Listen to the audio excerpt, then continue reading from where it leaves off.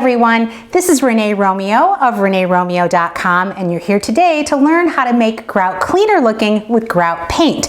Now, unlike the video that I produced a couple years ago with Black Diamond Ultimate Grout Cleaner, where I gave an honest review of this product, and instead of actually pulling out the vibrancy of the grout with a chemical, I'm actually going to cover it over with paint. So two different processes, and you know what? The great thing about painting over your grout is that you can change the color. It doesn't actually have to be what you've been given or what was actually put down originally with the tile. So there are two reasons why I decided to change my plans for this floor. First off, I noticed that there were several areas that were either cracked grout or missing grout within the floor, and that's really not good for the lifetime of the floor. You really need to make sure that those areas are nice and tight so that the tiles don't crack down the road. And the second reason is we're remodeling the kitchen and have chosen a backsplash color that's nice and light and bright, and I would like to repeat that on the floor. Now you can follow along this entire video and get the entire supply list necessary for this project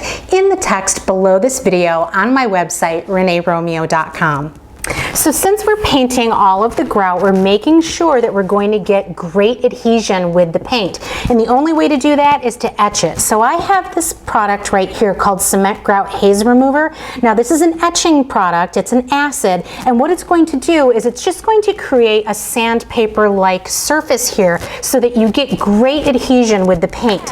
Let's talk about the type of tile that you can use this on. You can definitely use this on ceramic tile or porcelain tile, anything that has a glazed surface on it. I wouldn't use this on natural stone or marble because they are very porous. The acid will ruin the finish on it. So just in case, make sure that you test an inconspicuous area in a corner of your room just to make sure it's going to be fine in your particular situation and not ruin the entire surface before we even get started. So what we're doing is we're mixing 1 part grout haze remover with 3 parts water in a bucket. And we've got a toothbrush here. We're just going to go ahead and pre-moisten all of the grout areas.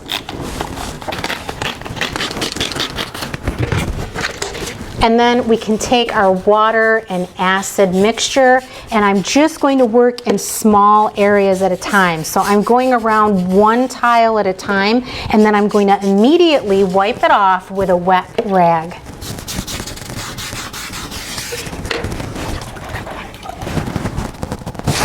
Now I'm making sure that I'm not leaving a whole lot of moisture in that grout area. So there's a divot there, so just make sure that you get all of that off. You don't want it to sit very long at all. It's really an immediate process. And once everything is all etched, you might want to use a fan to make sure that everything is nice and dry before you get started with your paint.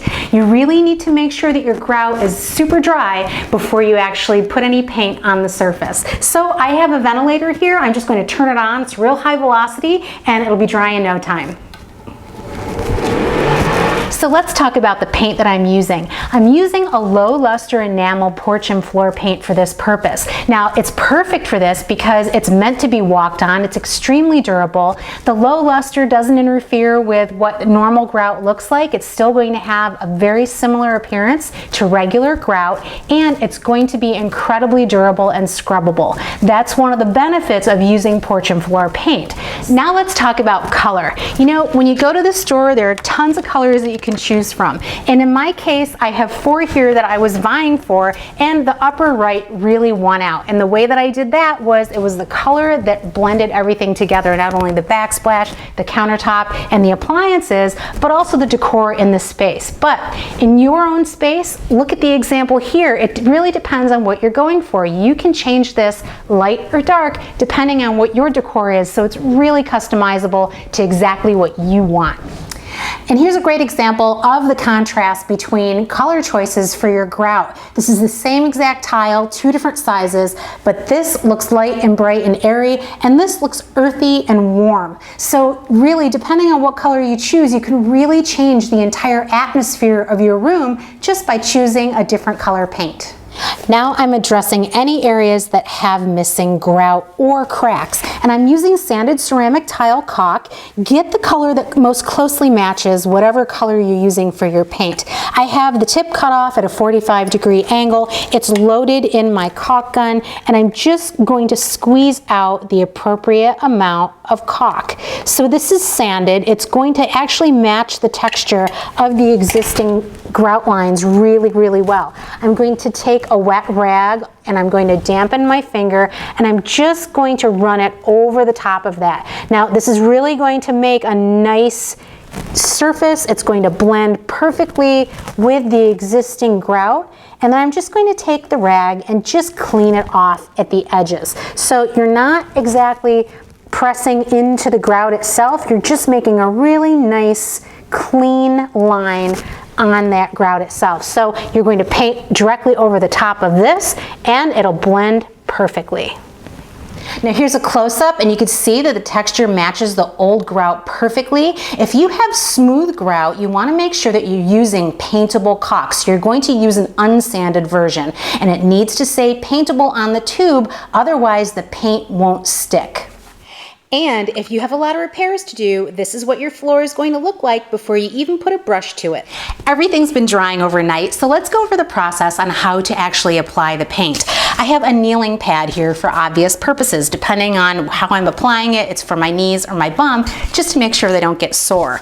I also have a tiny little container of paint, and it's really surprising how little paint you're going to use for this process.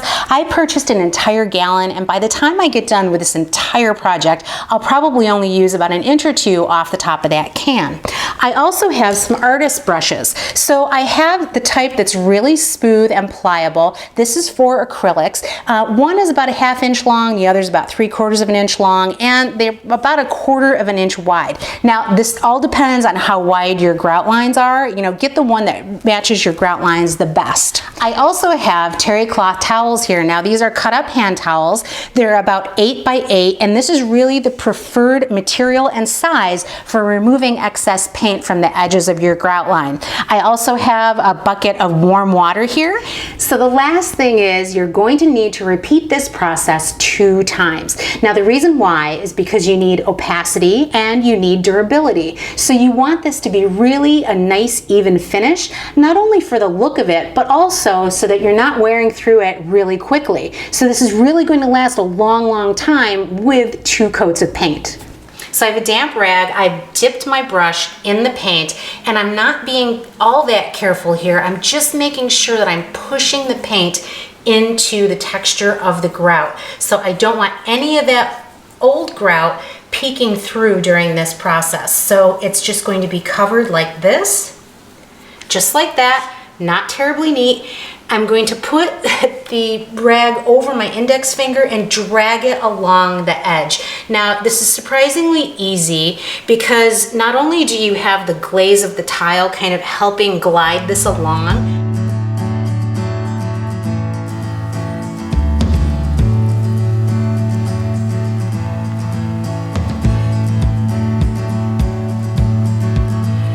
but the curve of it helps out really well too. And in my case, I have these little divots along the side. I'm just going to go back and touch them up, and then I'm ready to move on to the next tile.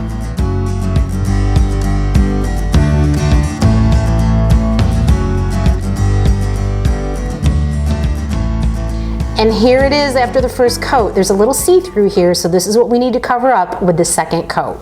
The first coat is done here. Now I'm going to be moving over this entire surface, and I'll get all of this done hopefully within about a 7-day time frame. Yep, that's how much it's going to take to get all of this done, but it's entirely worth it because look at this room when it's done.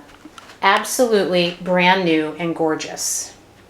So if you're wondering how long this project is going to take you, I completed this area right here, which is, I'd say, a little larger than an average sized bathroom, in about 2 hours on the first coat, and it'll take about 1.5 hours on the second coat. You need to wait at least 4 to 6 hours between coats, and mine have been drying overnight, so they're perfectly dry, and you can see I'm not exactly pressing the paint into these grout lines. It's kind of gliding along the top of the surface, so it really does make it a lot easier the second time around to paint this.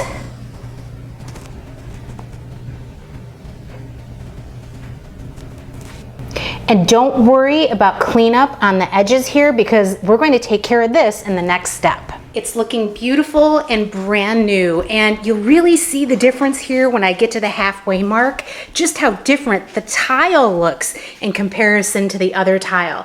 Much lighter and brighter.